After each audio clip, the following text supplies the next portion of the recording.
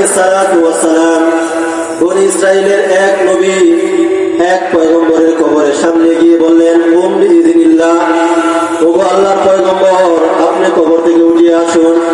হযরত ঈসা আলাইহিস সালাতু ওয়াস সালামের কথা শোনার পর বনী ইসরাইলের ওই নবী কবর থেকে লাফ দিয়ে উঠে দাঁড়ালেন।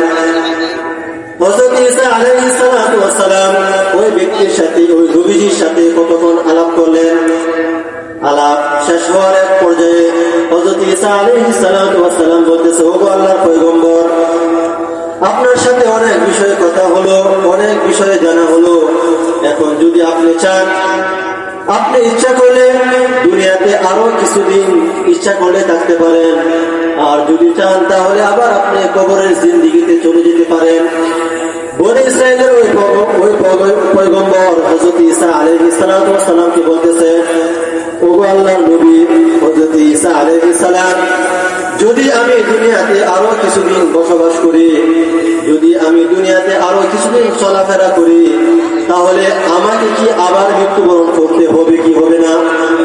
হযরত ঈসা আলাইহিস সালাতু ওয়াস সালাম বলেন, আপনি হলেন আল্লাহর একজন মনোনীত নবী, বনী ইসরাইলের একজন পয়গম্বর, আপনি মৃত্যু নিয়ে এত কষ্ট, মৃত্যু নিয়ে আপনার এত চিন্তা কিসের? ওই বনী ইসরাইলের নবী পয়গম্বর চিৎকার দিয়ে বলতেছেন, ওগো ঈসা, আপনি তো মৃত্যুবরণ করেন নাই, আপনি তো মৃত্যুর স্বাদ আস্বাদন করেন নাই, আপনি কিভাবে বুঝবেন মৃত্যুর জ্বালা কত কঠিন, মৃত্যুর যন্ত্রণা কত কঠিন? যদি আপনি জানতেন, যদি আপনি মৃত্যুবরণ করতেন, যদি আপনার মালাকুল মউতের সাথে সাক্ষাৎ হতো, তাহলে আপনি এই কথা বলতেন না যে আমি কি জন্য মৃত্যু নিয়ে চিন্তা করি। হযরত ঈসা আলাইহিস সালাতু ওয়াস সালাম ওই নবীর, ওই পয়গম্বরের এই কথা শুনে তিনি চিন্তায় পড়ে গেলেন।